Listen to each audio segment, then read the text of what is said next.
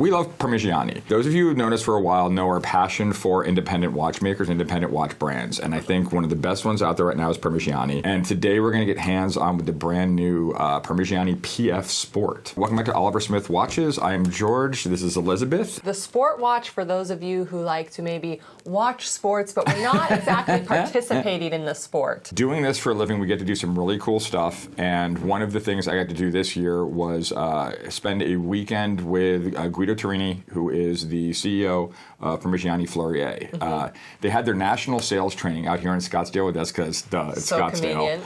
And so, yeah, it was just right up the street at the sanctuary. I got to spend the weekend with him, several dinners, great face-to-face time. Doing that, I really got to pick his brain a little bit, get into what exactly he's feeling about this new PF brand, where he wants to take the line, what his thoughts are, who his clients are. It was really cool to get that kind of access. Was the purpose of the training and the meeting to talk about sport, PF Sport?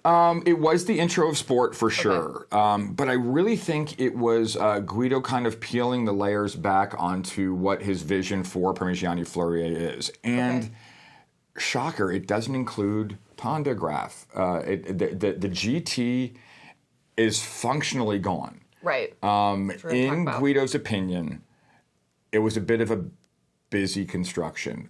It was a heavier watch, a lot more going on in the dial. I love the watch. I've owned two now. We did Oliver's 30th anniversary piece with Parmigiani, and it was 5 of the GT, and then the chronograph version, and then 15 of the three-hander. Love the watch. I loved when PF came out. It was a more elegant solution, I think maybe to a problem that didn't exist. Yeah. But it's undeniably a more elegant watch. So PF Sport has come along to directly replace GT. Right. And I gotta say, at first blush, I really like it. I know that's not shocking. I'm kind of a fanboy, and you guys know that. But what they were able to do with the watch, particularly the chronograph, they've decluttered the watch. The guilloche is about half the size. Yeah. Really, it almost looks like a texture instead of a guilloche. It's really interesting looking, just having a little bit space from you to look at it. You can tell you're like, oh, it's just not a plain white dial, but it's not distracting in any way. I would imagine that would be the goal. I think the biggest, and yes, nothing's getting in the way of the conveyance of information. You're absolutely correct. Right. It is a watch dedicated to a specific purpose, and it does the purpose very, very well. The biggest change, I love the Grand 8. I can actually do like a one-on-one comparison here, and of course we'll do close-ups for you. But the former GT to the new PF, you'll be able to see a lot of differences right off the bat. Grand 8's gone. Yep. In lieu of the PF logo. And this is where it got really, really interesting with Guido.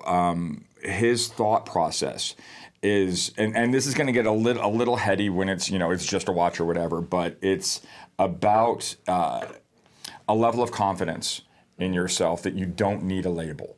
In thinking about it, I was liking it to Jay-Z when he first hit and first got like a lot of money, became very, very rich. He was labeled out head to toe. You know, he was a billboard for a lot of the bigger brands out there. And then he turned a corner and became wealthy. Yeah. And then the only labels in his suit might have his name on it. Everything's bespoke. Everything's custom. Everything's his. Mm-hmm. And that's really what you're looking at with PF. Got it. It's this discretion, this elegance, the Pantones, the textures, the feel of the strap, everything is elevated to a point where you don't need to throw it in anybody's face. Right. If you know, you know. If you don't, book up, learn. Yeah. It's kind of the stealth wealth idea, which has been a little overplayed this year, but they kind of like Parmigiani is the original, and they're the genuine brand for that. Yeah, and everything's thought about. Everything's touched upon. The Pantone, the colors are incredibly specific. Right. And I think with our doing our thing here, I think we got in just the nick of time. I don't think you'll see collaborations again. I think it is really Guido steering the ship, and he's going to do exactly what he wants to do. Like wearing on the wrist, I feel like the new updated Sport, this would wear much lighter on the wrist. It absolutely does. Having tried both on and spending a lot of time with GT, it is a different animal entirely. Also gone is the annual calendar. Okay. The new one is a straight chronograph. Now, it is a higher beat chronograph. It is, for you watch nerds, it's 36,000 VBH, so it is a full 10 seconds or 10 beats per second. It's a little bit more accurate chronograph. The backside is stunning. We'll get some close-ups here. But the new rotor kind of goes a little bit steering wheel. You can see the column wheels. The finish levels is phenomenal. And the old one was great as well. A bit of a sunburst guilloche. This new one, elevated. It is just glorious, and it's for the owner. I think I read that the oscillating weight in the back is designed after the steering wheel on a GT.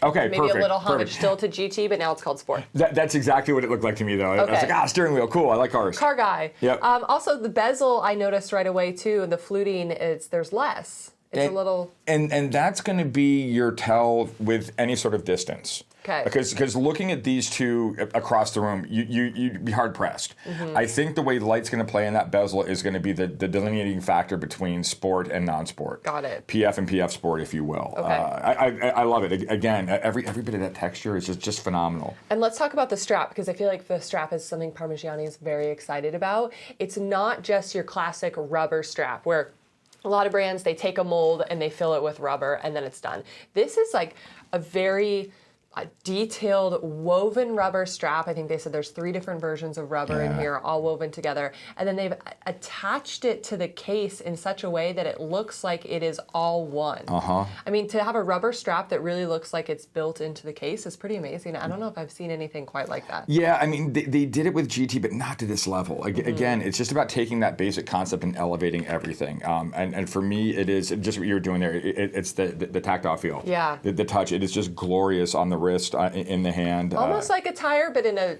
much nicer way. Yeah.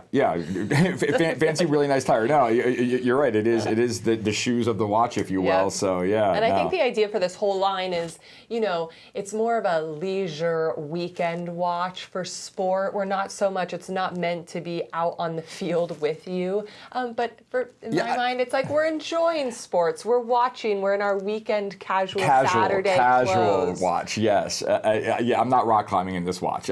No. But if you're enjoying watching a race from your boat, I think this is a good watch. So we have a special video coming up, a trip to the F1 in Austin. Yes, the U.S. Grand Prix in Austin. Access was insane. I can't wait to hear the stories, so stay tuned for that. Amazing. If you like our content, please like and subscribe. If you are in Scottsdale, we have 2 stores in Scottsdale as well as a Panerai boutique. And if you happen to be fortunate enough to be in Aspen, please stop by. We'd love to meet you.